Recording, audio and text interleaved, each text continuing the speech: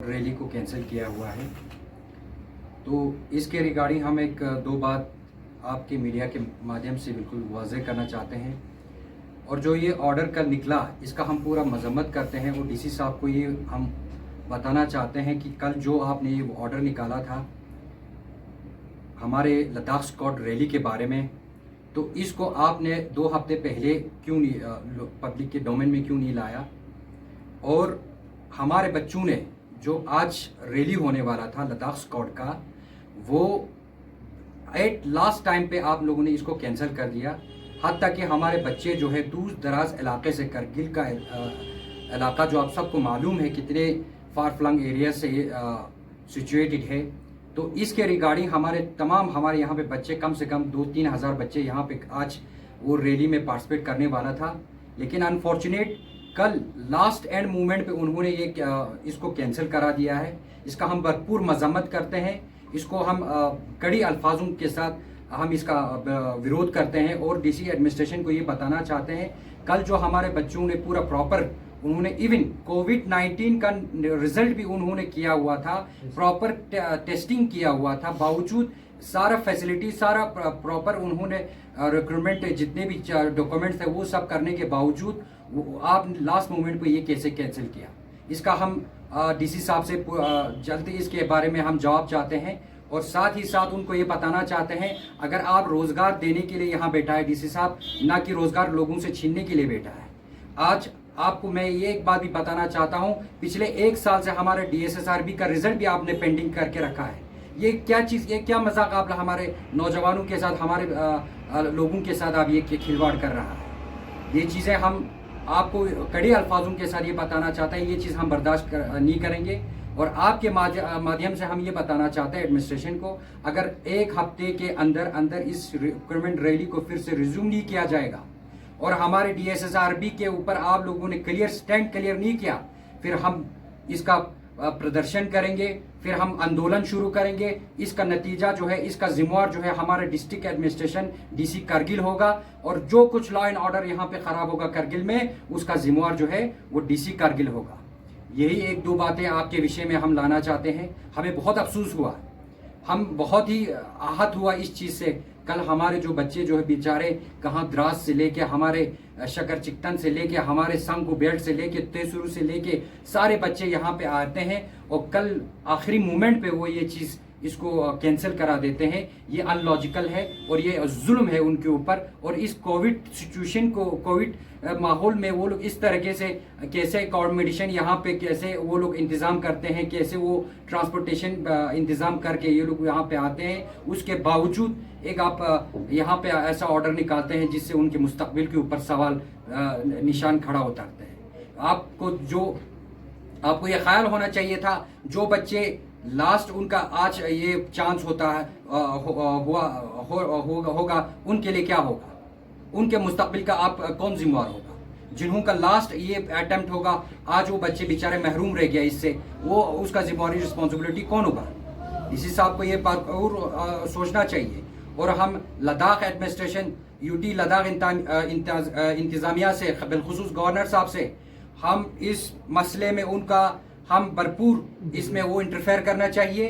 तुरंत इस चीज़ को वो रिज्यूम करके तुरंत हमारे इस मसले को हल करके हमारे नौजवानों का इनको हक मिलना चाहिए। और मैं आपके माध्यम से भी हमारे नौजवानों को बोलना चाहता हूँ, देखिए जहाँ उनका पसीना बहेगा भारतीय जनता पार्टी वालों का वहाँ पे खून बहेगा।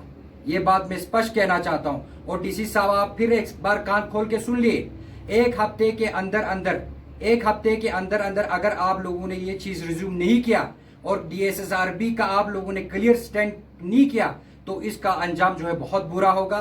फिर हम प्रदर्शन करेंगे, फिर हम चक्का जाम करेंगे, फिर हमें और भी कदम उठाने पे हम मजबूर होंगे। फिर इसका जिम्मेवार जो है हमारा डिस्ट्रिक्ट करगिल होगा। यही एक बातों के साथ आप लोगों को हमने आज बुलाया था। और अगर आप लोगों के कुछ सवालात होगा तो आप बेशक बता सकते हैं। शुक्रिया। जिस तरह से डिक्लेरेशन ऑफ DSSRB रिजल्ट में ताख़िर हो रहा है, तो आपको क्या नहीं लगता है कि DC साहब के बार एश्योरेंस के बावजूद रिज़ल्ट नहीं आ रहा है, तो भारतीय जनता पार्टी आगे गवर्नर साहब से, UT एडमिनिस्ट्रेशन से इस चीज़ को टेकअप करने की ज़रूरत है? देखिए, इसके बारे में हमने पहले भी हमारे अली मजाज साहब हैं, हमारे हुसैन साहब भी बैठे हैं, हमारे काउंसलर यहाँ पे बैठे हैं, हम सभी ने, और इवन जब हमारे स्टूडेंट ने यहाँ पे कॉल दिया था, all India student union Kargil की जानिब से हमारे यहाँ पे कॉल दिया था, उस वक़्त भी हमने भरपूर उनका साथ दिया था। उनके शाने से शाना खड़ा होकर हम यहाँ पे बैठे थे। लिहाजा अब हमने भी बहुत सहा है, अब बहुत टाइम उन्होंने लिया है, इसका हमने यूटी एडमिनिस्ट्रेशन को भी आगाह किया है, हमारे बाकी यहाँ पे इंतज़ामिया है उनसे भी हमने उनको ये चीज़ स्पष्ट कर दिया है कि ये रिज़ल्ट जो है आप तुरंत इसको का कदम उठा के जो हकदार है, इसमें कोई दंदली या कोई किसी किस्म की इसमें कोताही नहीं होना चाहिए। जो गरीब हकदार है उनको वो हक मिलना चाहिए, वो पिछले की तरह कोई इसमें कोई फेवरेटिज्म या नेपोटिज्म का चीज़ नहीं होना चाहिए। तो एक साफ शफाफ तरीके से इसको निकालना चाहिए। इसके बारे में हम बिल्कुल सीरियस है और आवाम से भी अपील करते हैं, इसका हम मसले को हल करके ही रहेंगे। सबसे पहले आप मीडिया बंधुओं का आप पार्टी कार्यालय में स्वागत करते हैं और कल के इशू पे हमारे स्टेट के मीडिया सेक्रेटरी हसन पाशा साहब ने बिल्कुल क्लियरली आप लोगों को बता दिया कि भारतीय जनता पार्टी का स्टैंड क्या है। हम ज़िला एडमिनिस्ट्रेशन से एक यही सवाल करते हैं कि कारगिल के लिए अलग सा रूल क्यों है? क्या कारगिल के लिए अलग सा कानून है? क्या आप लोग यहाँ पे कारगिल वालों के लिए, जो कारगिल के वासी है, उनके लिए क्यों ज़बरदस्ती कर रहे हैं आप? अभी रिक्रूटमेंट की बात अभी चली, हमारे हसन साहब ने अभी बता दिया, लास्ट मोमेंट पे 5 बजे आप एक ऑर्डर निकालते हैं कि इस पे बैंड लगाते हैं, जबकि लद्दाख स्कॉट रेजिमेंट की तरफ से खत्ते के जो हमारे चारों सब डिविजन्स है उनमें अलग अलग डेट के नोटिफिकेशन निकाला हुआ है रिक्रूटमेंट के लिए। उसमें से 17 तारीख का नुब्रा का हुआ है, चंगथंग का भी 21 तारीख को हुआ है। लेकिन बदकिस्मती की बात यह है कि कारगिल के लिए बैंड क्यों लगाते हैं आप? हर चीज़ में पिछले फरवरी से लेकर बिल्कुल कारगिल के अंदर रिस्ट्रिक्शंस लगाए जा रहे हैं। हर जगह एरिया मजिस्ट्रेट अपनी अपनी मनमानी से हर जगह आवाम के ऊपर जुल्म और ज़बरदस्ती कर रहे हैं। ये कौन सा कानून है? बेशक कोविड-19 के SOPs वगैरह जो भी हो, ये पूरा हर हिंदुस्तानी बाशूर के ऊपर जिम्मेदारी है कि इनको फॉलो करे। लेकिन इसके बावजूद भी आप बखूबी इल्म है कि पूरे देश के अंदर अनलॉक 3 चल रहा है, लेकिन कारगिल के अंदर दिन ब दिन रिस्ट्रिक्शन के ऊपर रिस्ट्रिक्शन लगाए जा रहे हैं। क्या कारगिल के आवाम पूरा कॉपरेट नहीं कर रहे? फरवरी से लेकर आज तक 8 महीने बिल्कुल ज़िला एडमिनिस्ट्रेशन के साथ कॉपरेशन करके, अभी देखिए आप बाज़ार का हालात देखिए, टैक्सियों का हालात देखिए, लोगों को चलना मुश्किल हो गया। बाज़ार बिल्कुल बंद रखा है पिछले 5 महीने से। फाइनेंस वो लोग कहाँ से भरेंगे? टैक्सियों के ऊपर इतने फाइनेंस है, वो लोग कहाँ से भरेंगे? जिला एडमिनिस्ट्रेशन खासकर DC साहब से हम आज इस प्रेस कॉन्फ्रेंस के माध्यम से गुजारिश करते हैं, जल्द ही जल्द इन जो सख्तियां हैं, इन रिस्ट्रिक्शन के ऊपर रिस्ट्रिक्शन यहाँ से हटा के आवाम को बिल्कुल सहूलियत, आवाम की सहूलियत के लिए आप लोग यहाँ पे ड्यूटी पे तैनात किया है। जब फरवरी का महीना था यहाँ पर कोई भी केस नहीं था। अभी केस दिन ब दिन बढ़ रहे हैं, तो आवाम की वजह से तो नहीं बढ़ रहे हैं, आप लोगों की लापरवाही की वजह से बढ़ रहे हैं। आज मीडिया की यहाँ पे ये बात निकली तो मैं ये बात ज़रूरी समझता हूँ।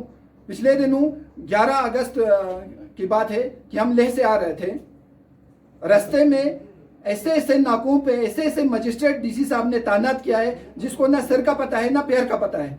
यहाँ से हम ले जाने के टाइम खंगराल चेकपोस्ट पे बाज़ाब्ता पुलिस चेकपोस्ट पे हम एंट्री करके गया, कोविड टेस्ट सर्टिफिकेट हमारा 24 घंटा वैलिड जो सर्टिफिकेट था वो लेके वहाँ पे वो लोग नदारत, वापसी आने के टाइम वो लोग बोलते हैं जो वहाँ पे चेकपोस्ट, जो वहाँ पे एरिया मजिस्ट्रेट है, हमें पूछ के क्यों नहीं गया? ऐसे ऐसे वहाँ पे मजिस्ट्रेट तैनात किया है। हम उसको ढूंढते हुए उसके घर जाएंगे हम पूछने के लिए? हम 4 बजे वहाँ पे पहुँचा और बाज़ाब्ता उस चेक पोस्ट पे बैठ के एंट्री करके, नाम एंट्री करके, गाड़ी नंबर सब डाल के, और हमारी आंखों के सामने से 2 गाड़ी जो हमारे साथ लेह रास्ते से ऑन वे आ रहा था उनको छोड़ दिया। तो हम उस मजिस्ट्रेट साहब से बोला, जनाब इनका भी चेक करवा के दीजिए, भले ही आप अच्छे काम कर रहे हैं। फिर उसी पे हमारा कहासुनी हो गया।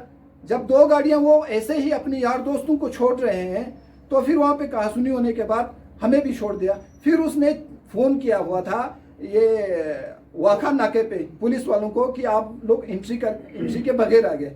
भाई हमारा खंगराल चेक पोस्ट पे बाज़ाब्ता टाइम और सेकंड के साथ पुलिस चेक पोस्ट पे हमारा एंट्री है, हम उसको ढूंढने के लिए तो नहीं गए। हमारा बाज़ाब्ता गाड़ी नंबर वहाँ पे फ्यूर सब कुछ चेक करके वहाँ पे रहा था। ऐसे ही मनमानी, ऐसे हेडलिज्म लोग यहाँ पे तैनात किया हुआ है, उसके खिलाफ हमने डीसी साहब को कंप्लेंट भी किया हुआ है। वो बाद में हम पूछेंगे क्या उसके ऊपर एक्शन लिया। यहाँ से हमारा जियो कंपनी का जो टावर्स के जो इंजीनियर्स हैं उनको यहाँ से बोथखरबू सर्वे के लिए भेजता है, उनको भी क्वारंटीन पे डाल दिया जाता है। जो हमारे पीडब्ल्यूडी के एक्शंस हमारा बोथखरबू और जो हेनेस्कोड में क्लाउड ब्रस्ट की वजह से वहाँ पे स्लाइड आया था, उनको देखने के लिए गया, वाखा से वो लोग पकड़ के ले जाते हैं दोबारा खंगराल, फिर उनको क्वारंटीन कर दिया जाता है। ऐसे लोगों को इस तरह आवाम के ऊपर जुल्म करने के लिए तैनात कर दिया है। हम भारतीय जनता पार्टी आज इस प्रेस कॉन्फ्रेंस के माध्यम से कहना चाहते हैं, बिल्कुल हम इन चीज़ों का भरपूर मजम्मत करते हैं, चाहे आपका यूटी एडमिनिस्ट्रेशन हो, चाहे जिला एडमिनिस्ट्रेशन हो, और सरासर इन सब का जो निचोड़ पे बोलते हैं ये बीजेपी वालों ने किया, मोदी सरकार ने किया। भले ही भारतीय जनता पार्टी की सरकार केंद्र में सरकार में है, लेकिन जो सेंटर का एसओपी से हर चीज़ के लिए रिलैक्सेशन है, अनलॉक 3 जो है पूरी देश में चल रहा है, और उसके बावजूद भी जिला कारगिल में दिन ब दिन सख्तियाँ, दिन ब दिन लोगों को परेशानियां, दिन ब दिन आज कल जो स्टूडेंट्स का जो मसला था, जो रिक्वायरमेंट का, उनका ओवरएज का कौन जिम्मेदार होगा? क्या जिला एडमिनिस्ट्रेशन ने इनके ऊपर रिलैक्सेशन देना है? पिछले 1 साल से बिल्कुल जो जितने भी सारे पोस्टों के लिए जो एग्जाम्स वगैरह हुआ है, हर पार्टी की तरफ से, हर रिलीजियस ऑर्गेनाइजेशन की तरफ से हर किसी ने बोला कि इसका रिजल्ट जल्द से जल्द डिक्लेयर करके दे दो। ये क्यों नहीं दे रहे? आखिर जिला एडमिनिस्ट्रेशन की मंशा क्या है? आप लोग चाहते क्या हैं? क्या करगिल के आवाम इतना शरीफ है कि आप लोग उसका बिल्कुल नाजायज फायदा उठाकर दिन ब दिन सख्ती पे सख्तियां इंपोज करते जा रहे हैं? हम ये बिल्कुल बर्दाश्त करने वाले नहीं है। हम आज इस प्रेस कॉन्फ्रेंस के माध्यम से यही कहेंगे, जल्द से जल्द जिले के अंदर जहां भी सख्तियां हो उनको कम की जाए। बेशक जो एसओपी जो प्रोटोकॉल होगा उनका फॉलो लोग करते आ रहे हैं, पिछले 5 महीने से करते हैं, आगे भी हम करते जाएंगे। तो आज का यही मकसद था। फिर से आप लोगों का एक बार बहुत बहुत शुक्रिया।